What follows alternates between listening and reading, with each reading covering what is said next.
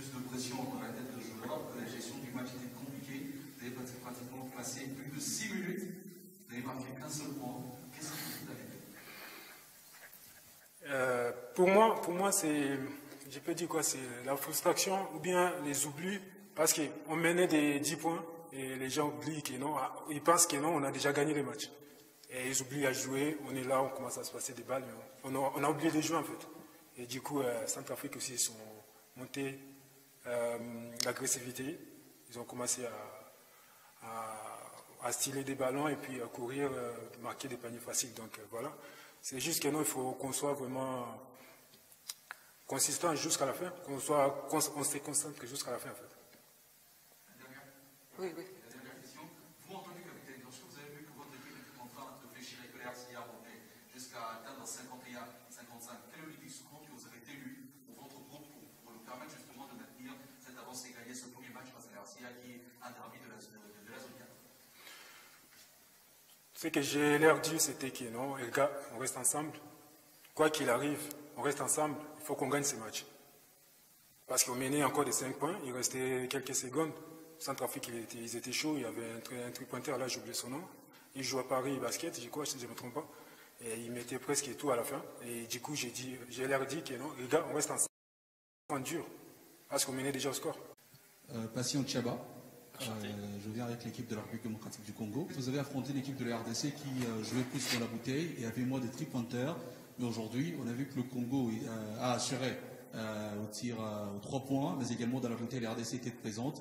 En premier quart-temps, c'était plus l'individualisme et le contact physique qu'a présenté la RCA. Au dernier quart-temps, on a vu que vous avez également essayé les tirs à 3 points avec plus d'individualisme. Est-ce que cette équipe de la RDC vous a totalement surpris? Vous ne vous y attendez pas?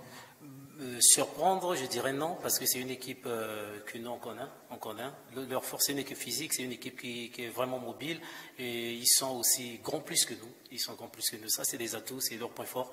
Et nous, on se prépare pour bloquer les intérieurs afin de ne pas avoir, on les repousse pour ne pas qu'ils aient la balle à l'intérieur. S'ils ont la balle à l'intérieur, ils sont plus forts que nous. Donc on a essayé de les repousser sur la ligne de 3 points et contester un peu les shoots au niveau de la ligne de 3 points. C'est une question de manque d'exécution, manque de respect du consigne de notre part, mais ils en ont profité. Donc ça nous permettra de retourner, réfléchir encore sur cette équipe et peaufiner notre jeu pour le match retour. En fait, notre jeu beaucoup plus est basé sur la transition. On n'a pas pris beaucoup d'options de tir à 3 points parce que nous, on veut le jeu rapide, on veut vraiment marquer vite et retourner en défense. Ça, c'est le plan, la stratégie que nous avons mis en place. Le noyau de tout, c'est qu'il faudrait que l'équipe respecte les consignes que nous on donne. Et comme on s'est retrouvé à la compétition, on n'a pas eu l'occasion de se préparer vraiment à temps pour peaufiner notre jeu et avoir aussi des options, des ouvertures pour prendre les shoots à 3 points. C'est vers la fin que nous avons essayé maintenant de mettre des stratégies en place et ils ont essayé un peu de respecter pour permettre à Ghana Pamo de déclencher vraiment le shoot à 3 points. Si vous constatez, on n'a pas beaucoup pris cette option de tir à 3 points. Notre stratégie, c'est de donner plus de fautes à l'intérieur chez les grands et d'aller au lancer. Ça marchait un peu, mais on n'a pas vraiment respecté en défense, on n'a pas intensifié la défense et ça a joué sur nous maintenant vers la fin. Il y a aussi, je prends aussi là en compte ce que vous avez dit.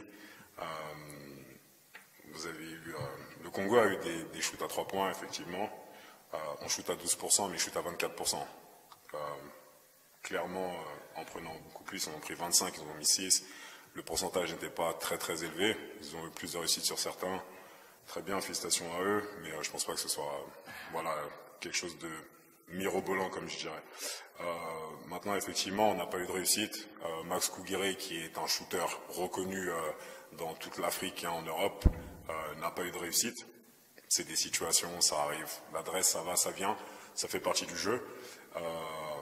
Maintenant, effectivement, avec un peu plus de temps aussi, parce que c'est une question de répétition, d'habitude, s'habituer aussi à l'espace. Les repères sont différents pour un shooter, forcément. Voilà, c'est la réussite qui va et qui vient. Maintenant, comme le coach l'a dit, notre jeu n'est pas basé sur uniquement des shoots à 3 points. On avait cette volonté de mettre la balle à l'intérieur. On a provoqué énormément de fautes. On est parti, on a shooté 30 lancers francs. Je ne sais pas si vous vous rendez compte de ce que c'est, de ce que ça peut avoir comme répercussion sur un match. On perd de 4, on rate 15. Donc si on met, allez, 10 lancers francs de plus, je pense que le match n'est pas le même, clairement. Donc être surpris par la RDC, non, parce que justement on avait à cœur d'effacer l'affront qui a été fait en République centrafricaine. On l'a raté de peu, mais comme j'ai dit en début de la conférence de presse, il y a un match retour. Et le match retour, on sera prêt.